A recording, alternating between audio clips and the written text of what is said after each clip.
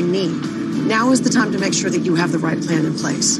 Don't wait. Norton 360 with LifeLock. Use promo code GET25 to save 25% off your first year and get a free shredder with annual membership. Call now to start your membership or visit lifelock.com/TV. Service isn't just a department. It's a voice on the other end of the phone. A note to say you're on our mind. A willingness to come to you. The world and how we interact with each other is changing, but that will never change who we are at Lexus.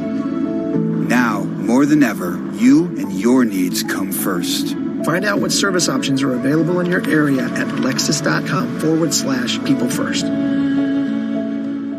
AT&T has connected us every day for over 100 years. And we're here for you, especially now, doing everything possible to keep you connected. Through the resilience of our network and people, we can keep learning, keep sharing, keep watching, and most of all, keep together. It's the job we've always done. It is the job we will always do. It started in 1898, helping clients and communities invest in hospitals and schools, roads and bridges, farmland and forests, small and large businesses, and sustainable cities around the globe. It continues today, more than 120 years later, investing to make an enduring impact on our world. The opening bell is brought to you by Nuveen, a leader in income, alternatives, and responsible investing. Welcome back to Squawk on the Street. Want to keep an eye on shares of ExxonMobil this morning. The company comes out and says it will be cutting its capital spending for what is left of 2020 by 30%, lowering its cash operating expenses by 15%. This, of course, in response to the dramatic drop in demand for oil overall. Capital investments for 2020 had been at $33 billion, now expected to be about $23 billion.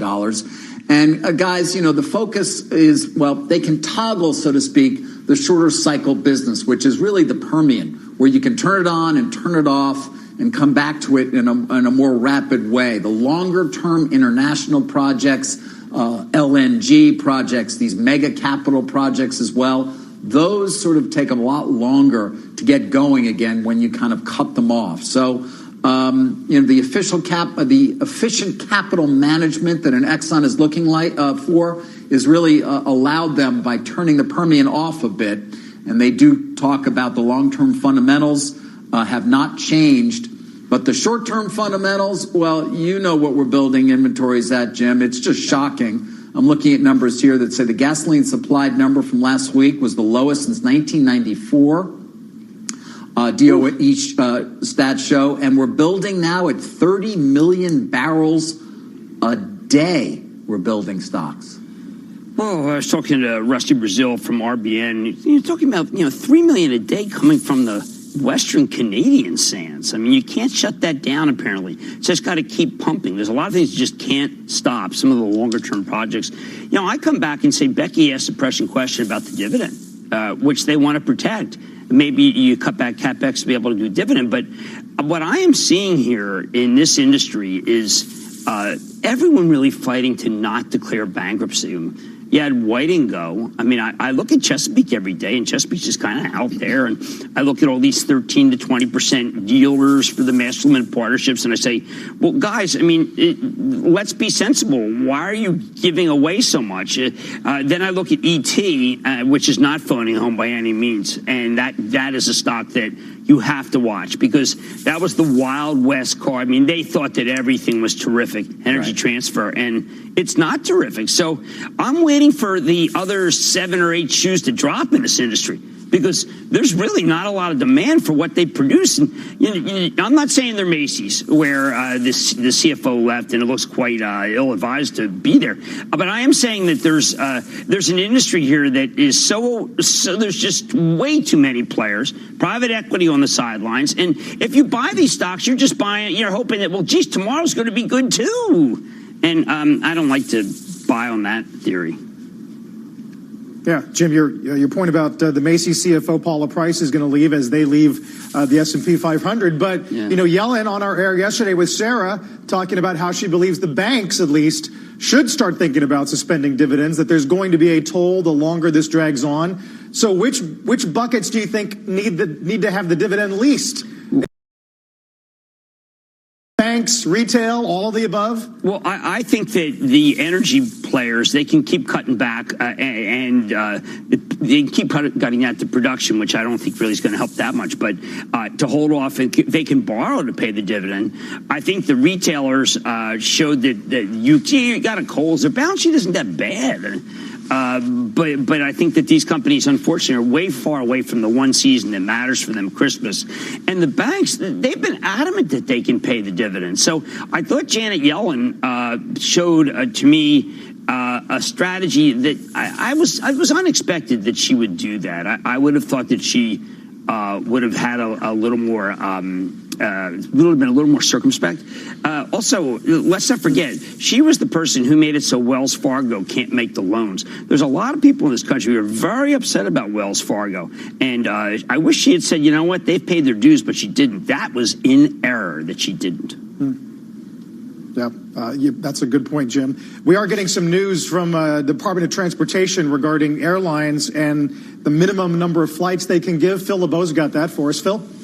Hey, Carl, take a look at the airline stocks. Pre-market, they're all up between 10 and 15%. That's because the DOT has given final approval for the airlines to fly bare minimum schedules. And we've already seen, take American Airlines in New York City, going from 271 flights a day down to 13. Similar moves from their other competitors in the New York City area. You'll see this across the board if they haven't already done that. So those rules are now locked in, at least through September, can be extended. And this comes a day after the TSA screened just 108,000 people at U.S. airports. Guys, that's down 95.5% compared to the same day a year ago. Guys, back to you. Gosh. Just otherworldly numbers, Phil. And Jim, we did get a couple comments from the International Air Transport Association seeing tentative signs of a pickup in China. The Wuhan lockdown's been going on for 77 days, and that lifts tomorrow. So we're going to really get a picture of just how many people are going to be able to come and go from that area. Well, it'll be interesting to see what China does in terms of ordering planes from Boeing. We know that they put some sub-Rosa orders in, but there is a tremendous tension right now between China and the United States. And I know that the president was talking about how much grain is being bought from China, but we also know the Peter Navarro memo that's floating around and how hard it was to be able to get the masks and the PPP out of China. But I'd say that China's well ahead of every country on earth in terms of being able to be open for business. Wow, how great is that for them? Right. And I think that they need to place some Boeing orders if they're going to get just like 3M placed some. Isn't it interesting? 3M is sending some masks back here. I guess that was just a gesture of kindness. Yeah, $167 million for the government over 3 months as they put, hopefully, that dispute to rest. There's the opening bell, guys. Jim, you do mention this reporting over the Navarro memo to POTUS in late January. The Surgeon General's on Today's Show this morning says he never saw it from January 29th. He says there were preparations going on all the time. We've been saying for decades that this is a possibility. But the critics don't know what to make of Navarro now because he was, quote, dangerously hyping chloroquine. And now he seems to be the one who was raising the alarm the most. Well, look, I think Peter Navarro has been very consistent. I was actually surprised that there was any brouhaha about this. I mean, he was worried about COVID. He has been saying over and over again, let's not trust the Chinese. These are all the things that were quite prescient. And now it seems like somehow he's coming out as a bad guy. On the hydroxy, I don't know. I have friends who have lupus, and they were angry that I thought about getting that I called my doctor to try to get this. Why did I try to get it? Well, I don't know. Oh, geez, everybody was telling you to get it in the White House. Yeah, but, this hydroxychloroquine, I mean, when you speak to people who run these hospitals that are on the front lines, they're using it. They are using it. They have no idea whether it's working or not, frankly, because there's no protocol at this point that actually gives them a sample size of which they could really do a real study, to Dr. Fauci's constant points. But it's being used. Now, is it not being used at the right time? Is it having an effect? The fatality rate is the fatality rate that we've got right now. But don't think that it isn't being used. It is. By many of these the hospitals that are on the front lines. I know that. I've spoken to a number of them. I've spoken to a number of the people who are aware of it. But the problem is there's still so many unanswered questions when it comes to that particular therapy, and questions about when you start it and whether it even is efficacious. But we all know friends who took it, David. I have friends who took it, and they got over it very fast. And I also know that there's cardiac arrhythmia issues, which would, we get a cardiac arrhythmia issue, then that's a side effect that that could be death very quickly. If it was a new drug, I think the FDA would say, wait a second, we don't like this cardiac arrhythmia problem. But yeah, they're using it. And look, I think it's become the total battleground because nobody wants the president to be ramming through a drug. At the same time, when I tried to get it, why did I try to get it? The president told you to get it. I think he must know something. But then Dr. Fauci says maybe not get it. I mean, there really is a kind of a strange dynamic between Fauci and the president, don't you think? Well, yeah, but I mean, you've been listening to Fauci, which is probably good he's advice. More of a doctor than when the president. The life sciences industry overall, interestingly, seems to be fairly well situated for the current environment. Obviously, as you said, the pharmaceutical industry is solely focused right now on COVID. The FDA is focused on it. Any trials going on, by the way, for other drugs, important to point out, have been more or less stopped in their tracks.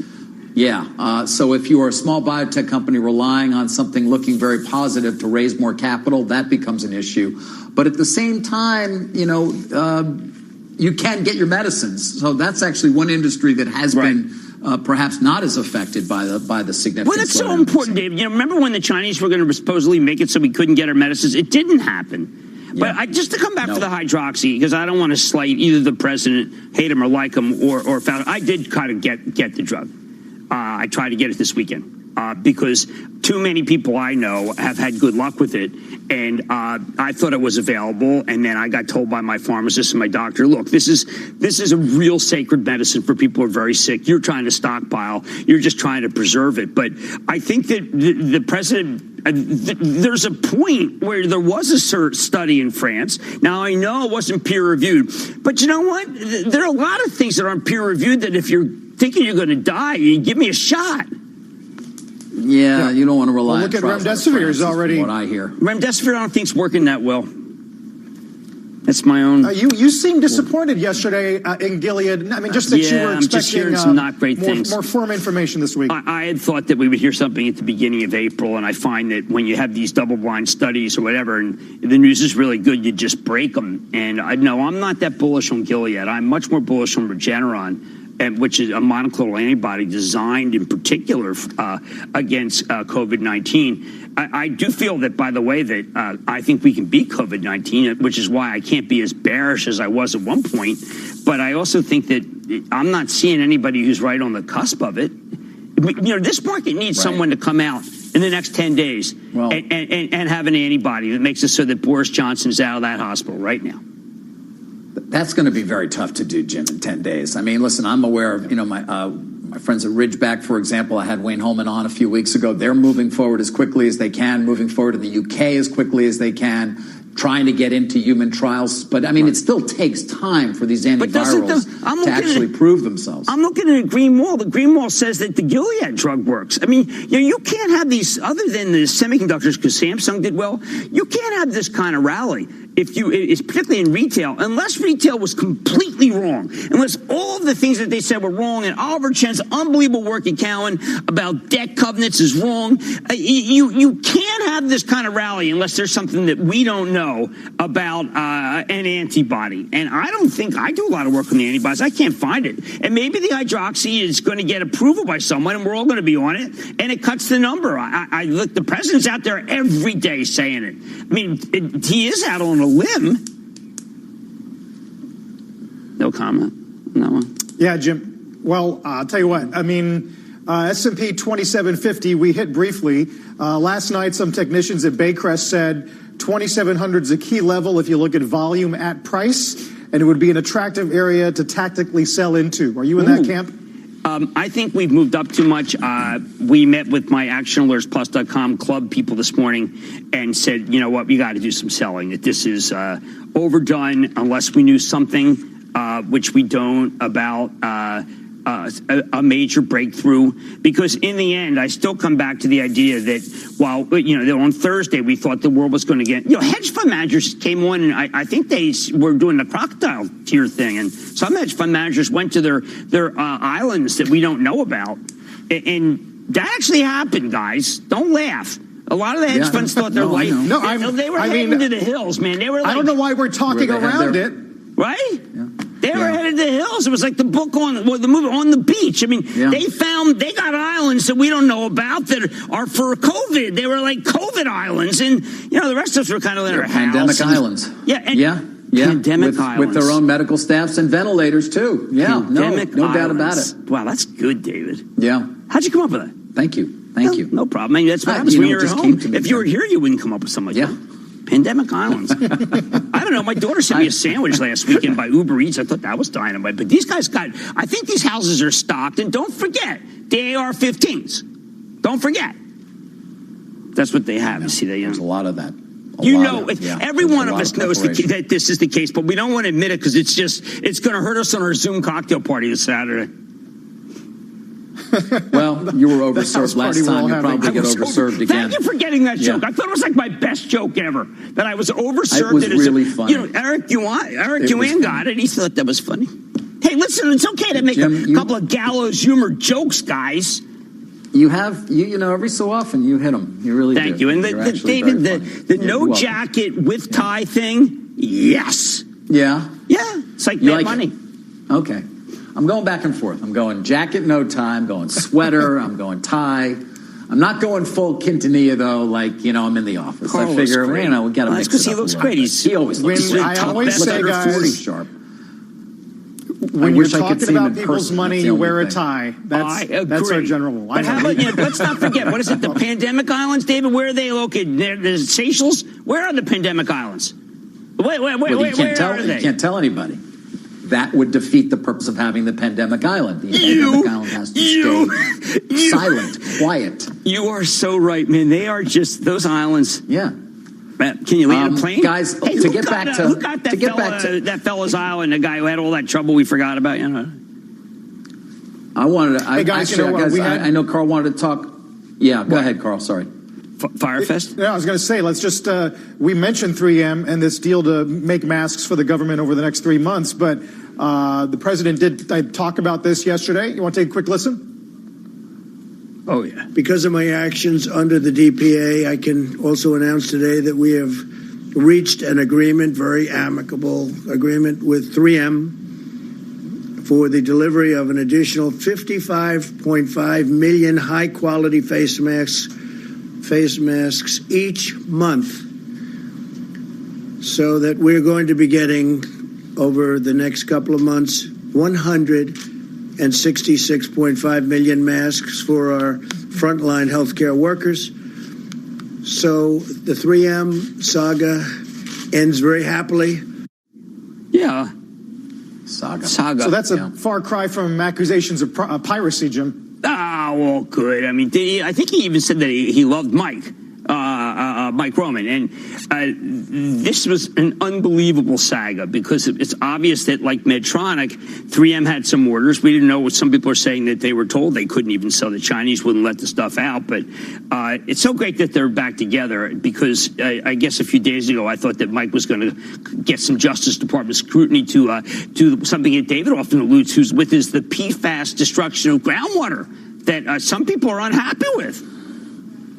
Yes. Well, we may come back to the day where we're talking a lot about that with regard to 3M, Jim. But for now, it's about masks. They did come out aggressively against the president, against Peter Navarro, in terms of rebutting what they said 3M had been doing. and they do reach an amicable agreement, obviously, which most important of which is they're going to be getting a lot more face masks to a lot more of that frontline personnel that need it, particularly as the rest of the country needs some sort of mask as well. So that supply is going to go to the professionals who are actually dealing every day with I'll give a little heads up to the people who make gowns. You're going to get the Navarro call, or maybe the president. But in the end, it ends amicable, right? It's very amicable. Yeah. We're trying to find a situation where someone lived with someone for a long time and it was never mind. I do think that the 3M situation is emblematic of where are the Chinese, and are they helping us, or are they working against us? And we still don't know. And I think that the Chinese are uniquely well ahead of us. And I'm sure that some of us could argue that they just became a greater power than we are because they're open for business. Jim, yeah, it's interesting. I was hearing that last week as well, that they are coming out of this crisis sooner while the rest of the Western world is still suffering. Our economies obviously are in a very difficult position.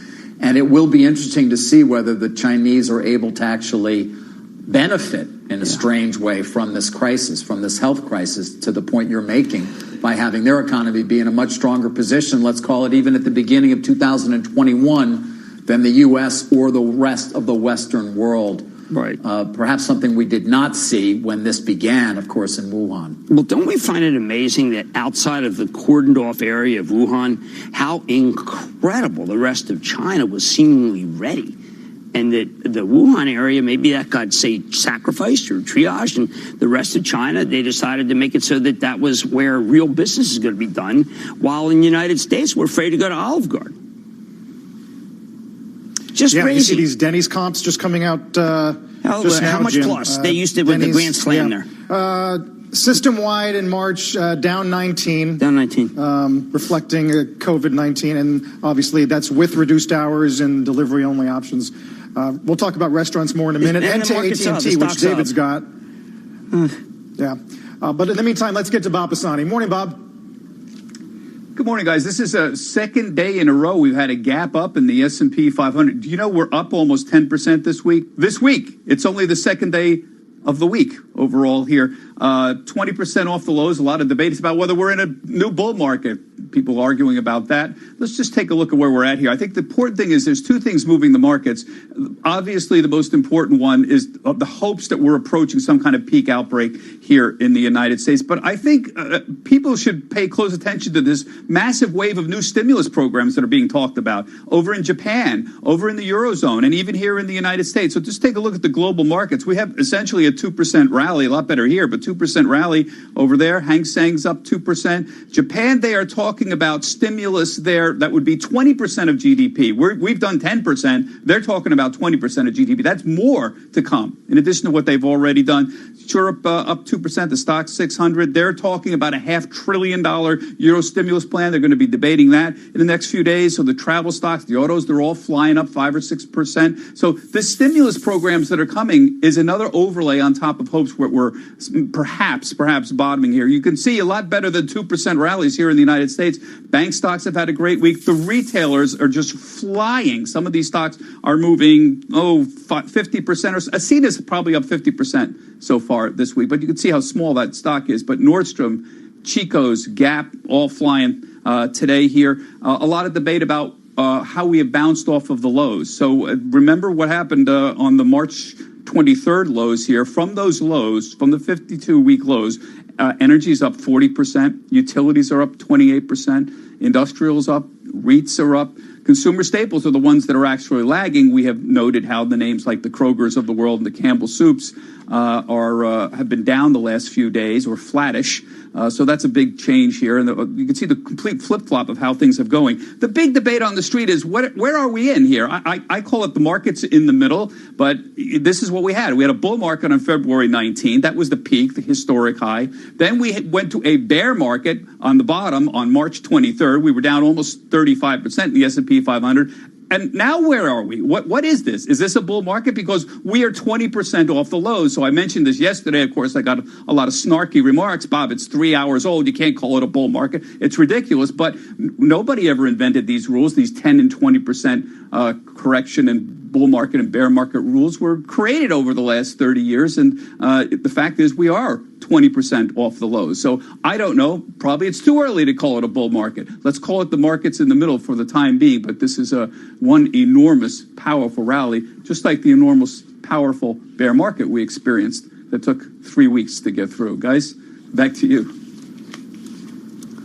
Bob, thank you. Bob Pisani, of course, talking about, this incredible move, and with the S&P up almost 3% this morning. Guys, did want to get to AT&T, which came out as well with a long press release this morning, focused on its strong cash position, or what it says, of course, is its strong cash position, and balance sheet and strong balance sheet and attractive liquidity. As you guys well know, of course, these are the days in which you're very much focused, if you're a company, on your balance sheet, on your liquidity, on what your leverage is, on maintaining flexibility. AT&T does borrow $5.5 billion from 12 banks to provide what it's saying is additional financial flexibility to what is already, it says, a strong cash position. It does have a $15 billion revolver that it has not yet tapped. Its commercial paper continues to be out there without problem as well. But it was interesting that they went into such levels of detail here. The dividend remains. Listen, the company itself, given Warner Media, I mean, you've got Turner Broadcasting there, right? Think about the NCAA, other sports that they're paying for that they're not getting right now. That's another story, perhaps, for so many of those networks. They've got a movie studio that's not producing anything at the moment, of course, like so many others. At the same time, AT&T, Jim, the wireless side of the business, one would expect, is going fairly well. But they did spend a lot of pages to tell us that they took a $5.5 billion loan. Yeah, David, I thought that was really astounding. It was right in conjunction with the $5.5 billion. Well, that didn't, look, if you're borrowing to pay, I don't know. I might come down with the Moffett-Nathanson view. I wanted to go with the view that we were getting from Elliott Partners, that it's undervalued. But I didn't like that press release. It scared me. I know it's meant to reassure me, but it did the opposite. I don't know. I actually did try to make some calls to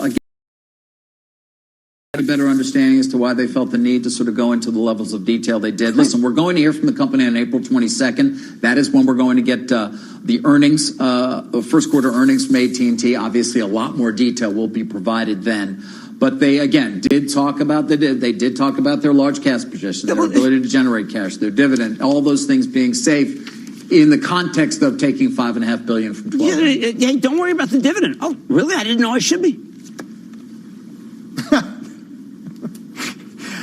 Guys, let's check in with Rick Santelli. The 10-year yield did hit about a 1-week high. Morning, Rick. Yeah, actually, Thursday the 26th was the last time we closed above 75 basis points or 30 basis points for 2 years. So let's start there. Look at a 2-day of 2-year. We did touch 30. Haven't closed up there since 1 day shy of 2 weeks, but we have eased off a bit. At 30 basis points, we're up 4 on the day. So now at 28 basis points, we're up 2 on the day. And if you look at 2 day of 10-year note yields at 75 basis points, haven't closed there, like I said, 1 day shy of 2 weeks, it's eased back. So we're up 6 basis points. Curve still steepening with higher rates, lower price, higher rates. So the bear steepening is a good thing. I talked about that yesterday. And whether people like it or not, trying to handicap health issues with market issues is never easy. I'll stick with the market side. It certainly seems like the second day of a risk-on day. All the components are lining up. I'm hearing stories that pension funds with this lower volatility environment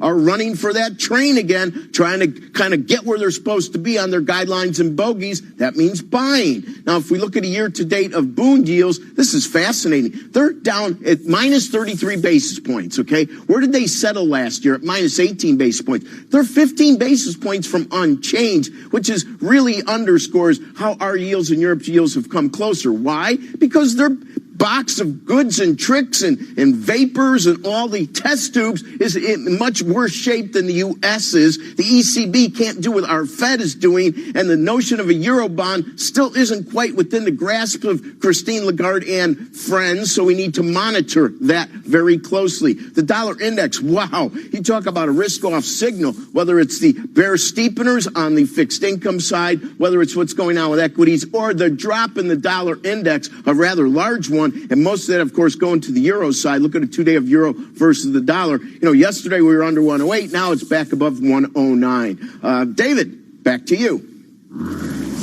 Rick, thank you. Rick Santelli on the bond market. Of course, when it comes to the stock market, we've got an S&P up 2.8%. The NASDAQ comp, by the way, guys, only down 9.7% for the year. Banks very strong this morning, led by Citi, up almost 10%. We've got a lot more Squawk on the Street for you coming right back.